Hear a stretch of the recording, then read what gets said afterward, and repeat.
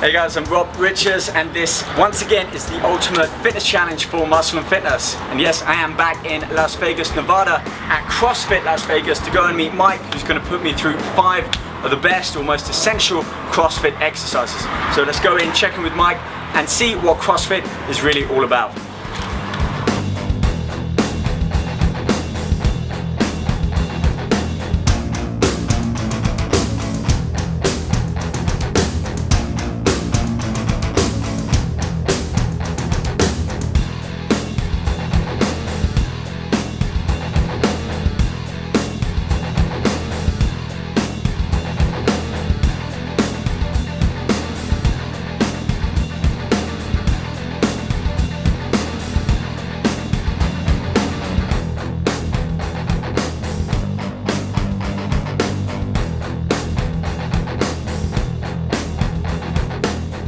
Like I tell people, like if you were gonna push a car, you wouldn't want to push the car and then push it again immediately. You'd want to let it roll a little bit and then go and push the car later. That makes sense. I like that. Yeah. How long typically would a rowing session last?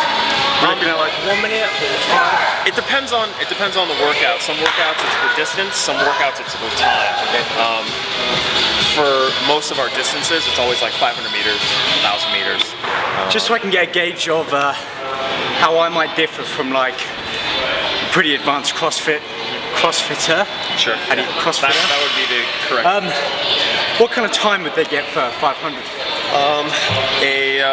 Like a smoking 500 meter time would be like a minute 20, I think. Minute 20. Yeah. And that's not even world record. Like when you watch the Olympics, I think, if I'm not mistaken, the fastest 500 meter row, which I don't even think they do 500 meters, I think they do 1,000, is 109, if I'm not mistaken. And that's, it makes me want to vomit thinking about that. Just intent. Right. Speaking of vomiting, let's move on to the second exercise and put that all together. Okay. Cool.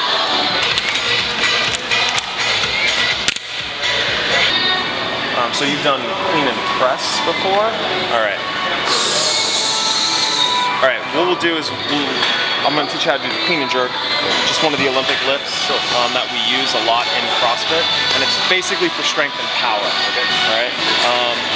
Your start position, we just want to organize ourselves correctly first. So with PVC, you're going to put your hands on the bar right outside of your hips, and then your feet are going to be right below your hips. So bring it in a little bit closer. There you go. Good. From here, it's a deadlift start position. So when you're in that deadlift start position with an empty bar or PVC, you kind of just say, go to mid-shin. From here, I'm going to stick my butt back. I'm going to come straight down to my mid-shin. My back is nice and straight, and my hips are lower than my chest. Okay. All right. So the bar, you want to keep that vertical axis. Correct. Right over the shoulder, actually. So if I look from the side, you're going to see a straight line from here down here. Go a little bit lower, right there. Grab onto the bar. So what we'll do is we'll just kind of do it slow, and you probably will figure it out pretty quick. Okay. But just stand up normally, right? And then from here, go back down for me. So we're just deadlifting just to warm up, so you don't get, there you go. Again, back down. Good. And as you go up, think of pulling the bar straight up instead of around your body and around your knees. There you go. Good. Again, one more time. Back up. So from here, what you'll end up doing is after your legs and hips have moved, you're going to shrug your shoulders into your ears, you're going to pull your elbows high, and then you're going to come around. And when you reach this position here, you want to bring the bar onto your chest like a front rack position. So what will happen is you'll have the bar here, and with PVC, it's going to feel like it's choking you, but it's going to be right here. Okay. All right. And you don't have to have a death grip on the bar. You can let it roll back into a few fingertips, or what I like to call the T-Rex grip, where you're just like 2 fingers. Okay. All right. And that'll look something like this. Here. The higher your elbows, the better your position. Okay. All right. So let's go ahead and go straight back down. Good. And let's just take it slow. So what it'll look like is here, hips move, shoulders, tracing the bar, and then wrapping it around. What about the knees when we bring it up to the balance? No, so you're not going to re-bend. Yeah. Okay.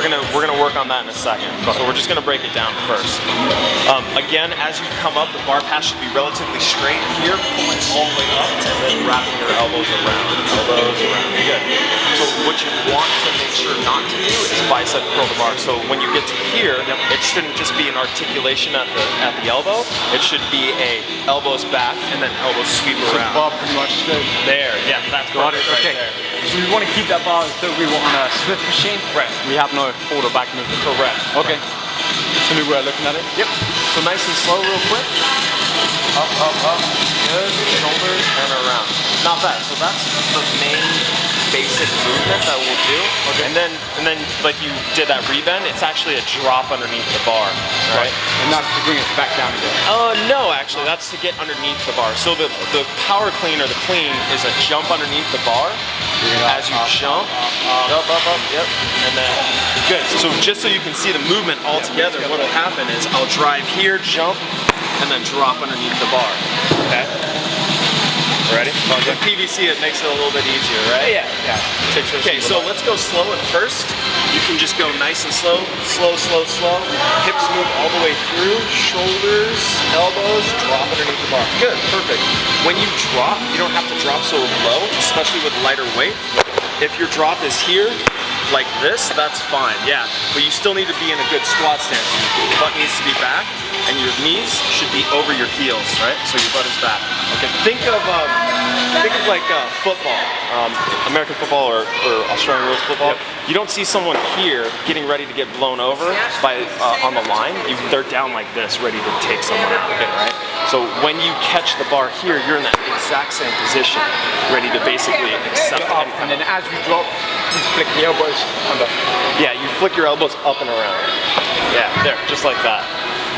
So we're in that position when we drop. When you drop, yep. Okay. And then you stand back up, and then you'll reposition your feet, and then drop the bar back down. Elbows. There you go. Better. Okay. It makes it a lot easier with PVC because what we can do is I can have you do that 100 times, and you won't get tired. When we switch over to this bar, eventually your positioning will get bad just because your hands hurt or your shoulders hurt or whatever. Yep. And that's all part of that pushing it through the waters. Though with CrossFit, it's finding that upper threshold, your boundaries, your limit, right? And then being able to push past that. Push past it. Okay. You have no limits is basically what the main idea is. Like what you think is your limitation is not your limitation, and so, it's further past that. Let me ask you this, Mike. How many times have you had to reach for the bucket during CrossFit? There's been, in my mind, when I think about it, there's been about 2 times where I can recall having to, like, literally take a second. Otherwise it was going to be blackout time, and that's basically like seeing unicorns and pink elephants, and then my body's just like, okay, not any time to continue. Should we put some of the weights on here and take it through start finish? Perfect. So from here, let's just deadlift real quick. So just stand up all the way. Good. Again, back down. Again. All the way to the floor. Yeah. Okay. All the way to the floor. Good. And back up. Perfect. One more time. Good. So from there, then you're going to shrug, pull your elbows high. You probably won't be able to do it because of a lack of momentum. Okay. But you're going to drop underneath the bar here. Good. Good. So remember, your feet should move outward from the side. So literally drop and a wider squat. Yeah. The clean is more of a jumping underneath the bar type of movement. So go ahead and come back down, and let's make it nice and smooth. So go slow, slow, slow, fast as you pass your knees, and then drop underneath the bar. Good, jump faster. There you go, good. So when you catch and stabilize, you want to make sure that you stop immediately, right? And what I'll tell a lot of my athletes is stomp the ground, right? So when you jump here, make the loudest noise possible with your feet. Okay? Jump faster. There you go, good. Elbows. Okay. Good, pull. Legs up, good. Again, stomp the ground as you land. So you don't want to stomp and stop. Stop. There you go. Good. Again, stand back up. Bring it back down. Drive hard. Left arm. So what you want to do though is use your arm very last. All right. So drive up, arms. Yeah. But don't segment it. Make it nice and easy. Legs and then arms, much like the rower. There you go. That's better. Good. Again, stand up. You don't need to drop as low. Go.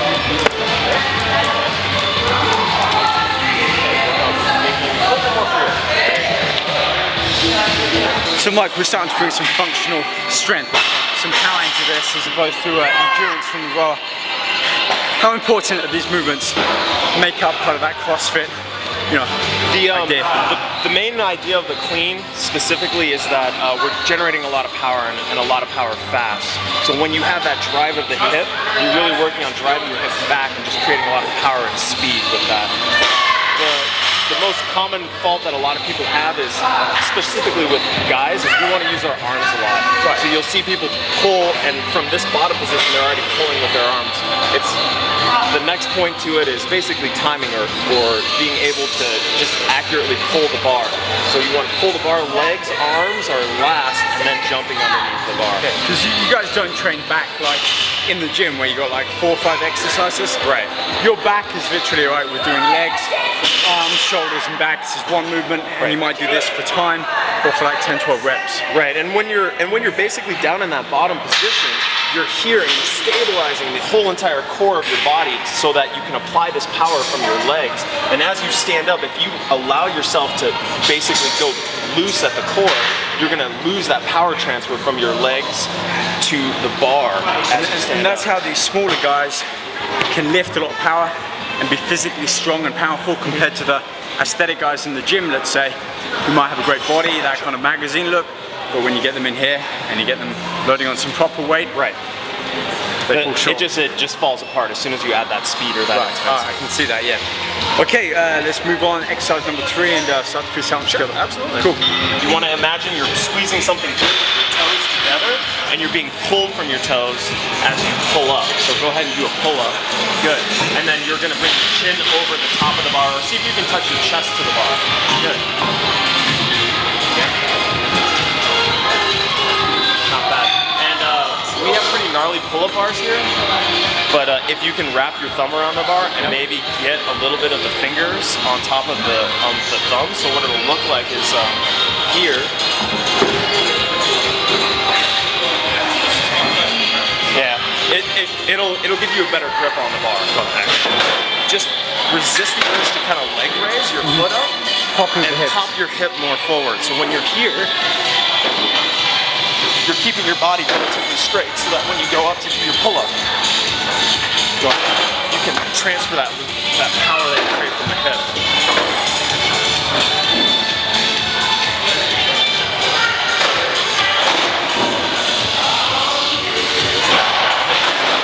Hips, there you go, back, good.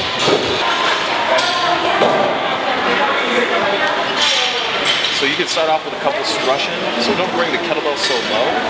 Good. There. So you don't want to just stick your hips forward, you just want to stand up nice and tall. There you go. That actually. And I think you're going a little too deep with your knees there.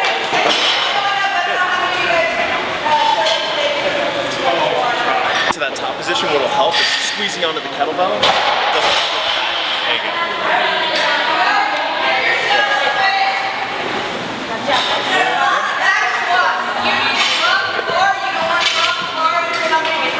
Every exercise is so different in the muscle groups. The functionality, the dynamicness, if that's a word, of the exercise.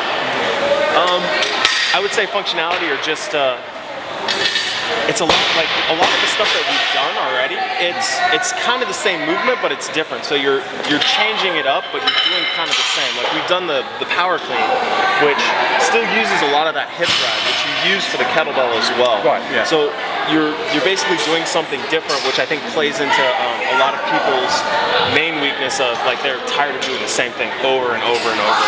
These 5 exercises with the handstand push-up coming next. Pretty much working every major muscle group in the body. And we do this as a circuit, or would we do a time? Like, would we come to back to exercise 1? We could do both, actually. We could do one day we could do it for time.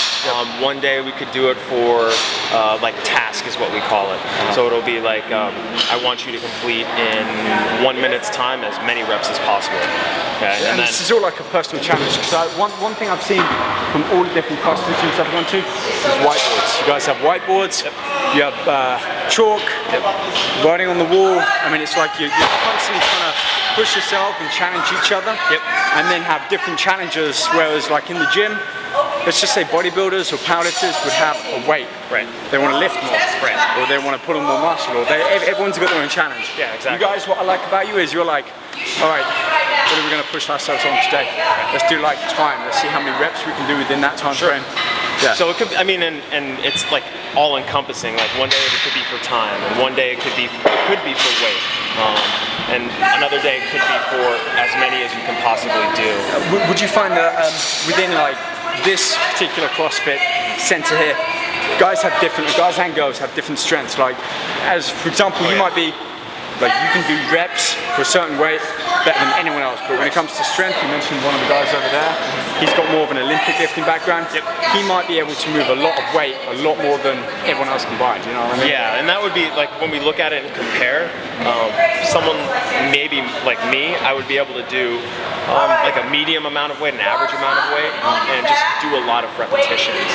Whereas when we're looking at some of the guys in the Olympic lifting area, they're doing 1 rep and it's 2 times or maybe even 2.5 times heavier than what I'm actually doing. But in terms of repetition, muscular endurance, that's a different game. Yeah, it's a totally different recruitment over there, you know. Okay. And in CrossFit, it's kind of getting a balance of everything. There's you can see like on the walls, there's what we call the 10 domains of fitness, and it's basically all of these here, and you want to have like an average amount, and that's what CrossFit is like master of all things. It's a cross-section. Yeah, actually. Cross-sectional. It's a jack of all trades, master of nothing type of thing, right? Jack of all trades, hence the logo. Exactly. So we'll make it.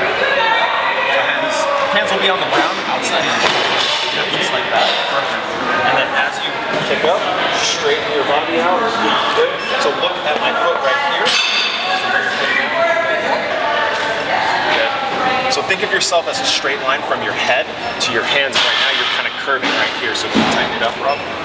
Good. Not bad, better. And then when you go down, you'll just touch the crown of your head down to the ground. Good. Okay, got it. Take off.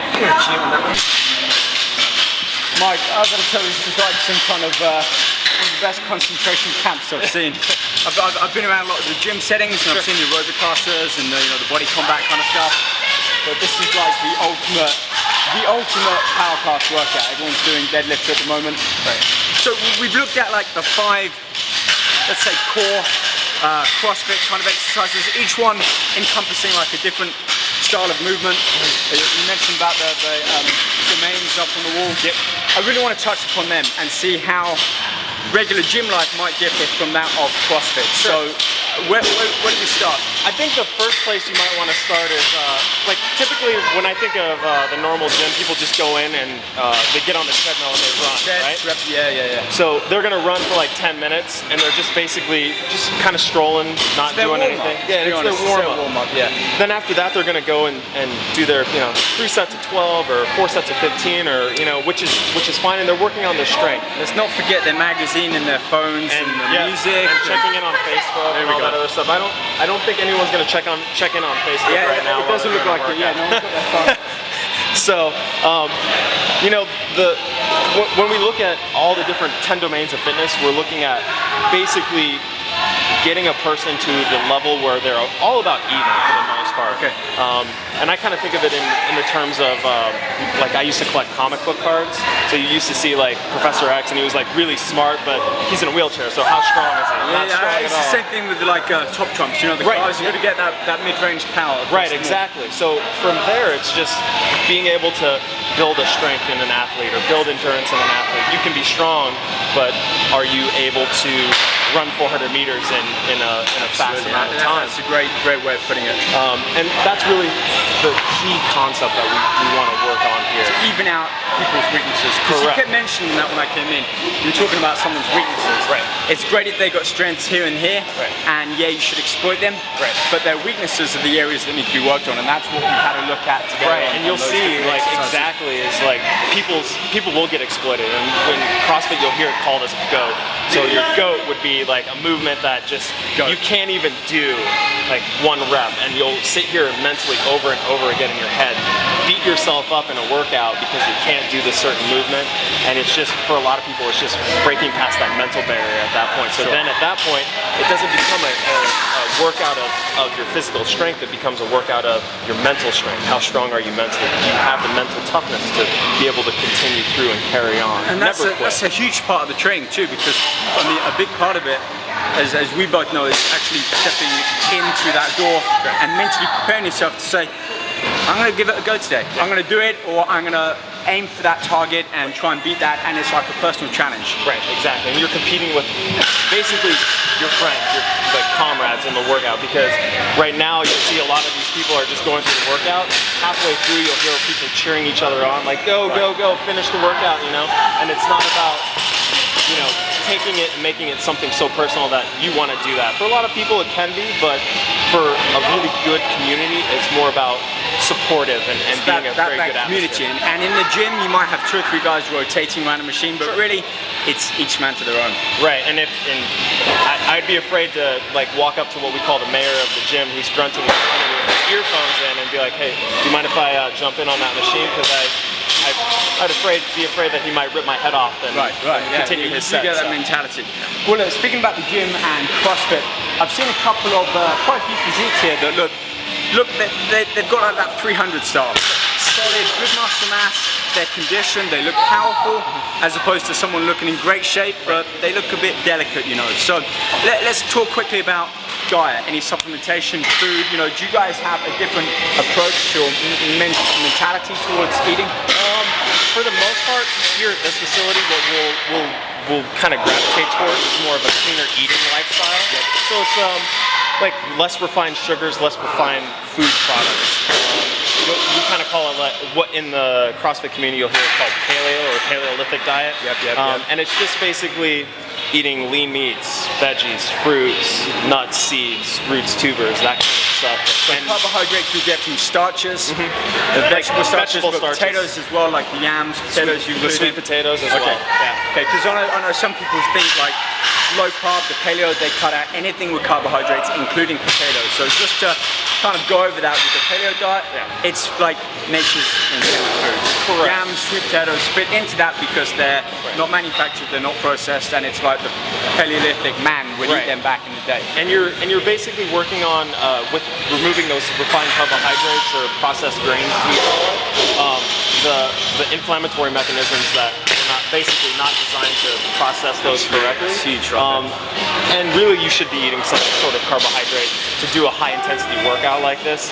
If you're basically at a point where you haven't had any carbohydrates in the day, you'll probably end up passed out on the floor, and we'll be getting you some orange juice or something like that out of the fridge. And that's another key point, is that these kind of workouts, they're intense, but muscular endurance, power, strength, we need that energy stored within the muscle because it's going to be rapidly depleted. If you're going at full speed for these classes, which last 40 minutes maybe?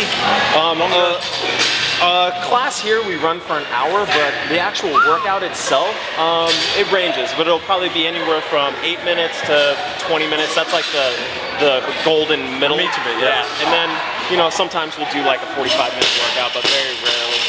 And then there are workouts that literally last 2 minutes long. Those are really intense. Well, I've had fun going through them. I've got to thank you for inviting us down there and just show me something a little different than my usual gym world, because anything that opens up your mind to something new is potential weakness that you've got to work on. So if anyone else is interested, if they happen to find themselves here in Las Vegas, or just to go and find out more about yourself, your team, and what you guys do here, you've had the logo on the t-shirt, but where can they go and find out more about our main website is CrossFitLasVegas.com. We have, you know, all the social media stuff, so Twitter and Facebook as well. But our main source of information would be that, and then our main page would be CrossFit.com. And like I said, it really is a community that everyone kind of jumps in and supports each other. So, do you guys have a motto, like a final saying that we could leave on? You'll hear me say it all the time in the gym, but never quit. That's basically my motto here when I tell people. I like it. You've got to keep going. Well, again, Mike, and thanks a lot.